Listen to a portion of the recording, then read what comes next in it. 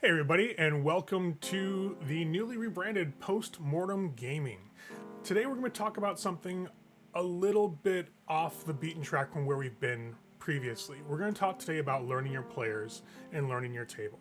So obviously the first question is, what do I mean by that? Well, when you think about your table and the players that sit at it, you want to be able to read them and engage with them and provide like an interactive experience they're kind of invested in.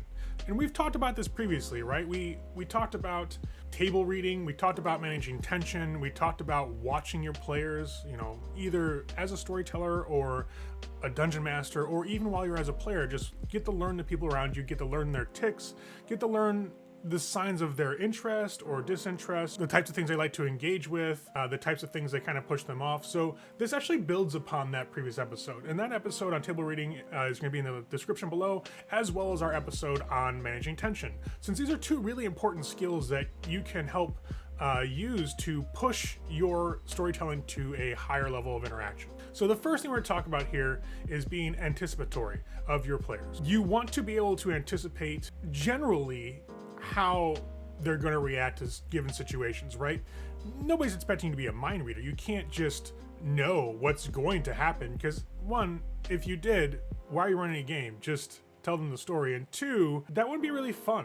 If players couldn't really throw a monkey wrench in the works now and again, it wouldn't keep you on your toes, and I think it would be kind of boring to storytell, right? At that point, we're just telling an interactive novel. And that, while an interesting genre, is not really what we're here for. So what I mean by this is you want to be able to anticipate roughly how your players will be able to react to certain types of stimulus in this story, right? Or in an encounter. Learn what they kind of start to latch on to, and what, again, like I said earlier, what tends to push them away.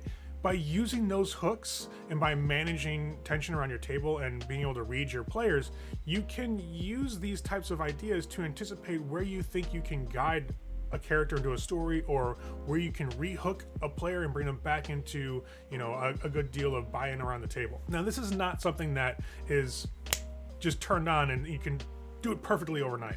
To do this, you have to take notes as you're running a game, and as you see certain activities or certain story hooks or certain types of stories either engage players or push them away. Take notes on that.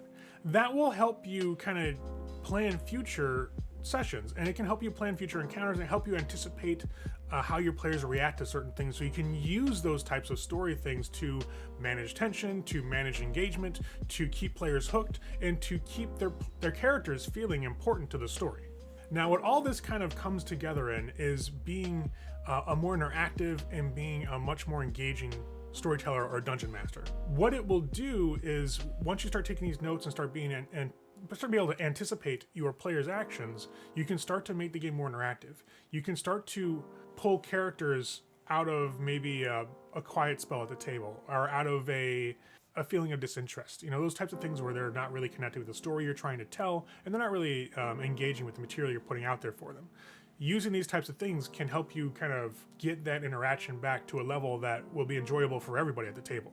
Now, being interactive with players depends on being able to read your players, being able to manage tension around the table, because you make each player feel like they're contributing to the story. You're giving each player's character storylines, or maybe even plot hooks, or maybe even little like mechanical things like lockpicking, or maybe you do something in the vein of a social interaction where they can use their social skills. You start getting to be more interactive as a storyteller and as a dungeon master, to allow you to have a good give and take with your players around the table to help kind of craft an awesome story together. Now, all that kind of comes together and coalesces into what I think is the most important part about any of these things: being anticipatory, taking notes, being interactive, and that's making story adjustments as you need. Because let's be honest here, I've certainly never written a story or run a story or made a module or run a module that was perfect, that would keep everybody engaged from start to finish, that would not have any issues with either story bits that are interesting to everybody, or would fall flat. We all have stories when we write our games and we do our homebrew chronicles, or even when we're running a module, that we can feel that the story is just not resonating with our players. Something about this particular subplot, or maybe a certain plot hook, or maybe an adventure, just isn't really doing it around the table for our players. It's not really bringing them together and making them feel like they're invested. So when that happens, you have to start making adjustments to your story. And that has you refer back to the notes you've been taking. What did they get engaged with? What did they feel really a lot of interest with? What really seemed to capture them and make them all really excited to play? Once you start doing that, you can actually start making those story adjustments between sessions or even on the fly if you're comfortable enough with it. You know, say for example, they're in town and you're like, all right, I'm going to have them in my adventure. They're going to be hired to look into the missing daughter of the current maestro or whatever is running the town, the governor. But you know, they're not really big on investigation quests. You know that they like more action. So instead of doing that, let's change that. Let's say that an enemy they ran into before is now in town at the very inn that they're at, and they're having the quiet stare down. And you can start to imply to the characters like, hey, you guys can jump from here, but you have my town guard. You start to bring back people they fought in combat. Let's say if combat's their thing in their adventuring party. But you put them in a new situation now where they want to jump this guy, but the town guard, like say the captain's like having a drink at the bar with the barkeep. You know, they can't really get involved here, but it starts building up a little bit of tension, right? Because you know that they really get excited for the combat stories. So that's something you can use. You can start shaping things and start cutting things out of your story that weren't quite working before and replacing them with things that do work for your group.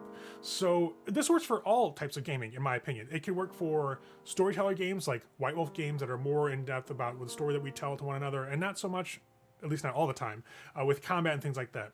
Or it could work in fantasy adventure games, or, you know, things like urban fantasy, so like Mage or the Dresden Files. These types of things work universally. You know, learning how to take notes, learning how to anticipate the actions of your players, learning how to be more interactive as a storyteller, and then definitely having to adjust your stories on the fly. These are concepts that are not set to any one setting. They're universal to gaming as a whole and running games. So when you practice these things, when you start to master them, you get a really good grasp on how you can start making adventures a lot more entertaining and engaging for your players around the table. Now, I know this video came a little bit late. I apologize. Last week I had a lot of things happen in my personal life that kind of kept me from doing a weekly upload, but we're gonna get back on track now. That I can definitely promise. We're gonna start probably doing a different recording schedule, I guess, for me. But from here on out, we're gonna start looking to build upon the things that we've done in previous videos, the things we've talked about, and start to really learn how to incorporate all these different ideas that we've brought up over the course of our videos so far, and how to bring all those things together, how to make a really entertaining story for both yourself as the person running the game and for your players around the table that will keep them engaged, keep them interested, and keep, hopefully, all of them excited for your next session. Anyways, that's all for today. Again, if you guys like the content, hit the like button, subscribe for updates when we get our net stuff out. We're going to start doing more complex concepts after the month of November this year. We'll get into season 2, essentially, which will be more intermediate concepts about how many different styles of play and how to do various things with more advanced story techniques to keep people around your table having fun, and more importantly, to have you have fun, to make sure that running a game doesn't become a stressful activity. It's something you still enjoy. That way you can keep on bringing a lot of entertainment to your friends and all the people that come to your table to play. All right? Anyway, guys, as always, have fun.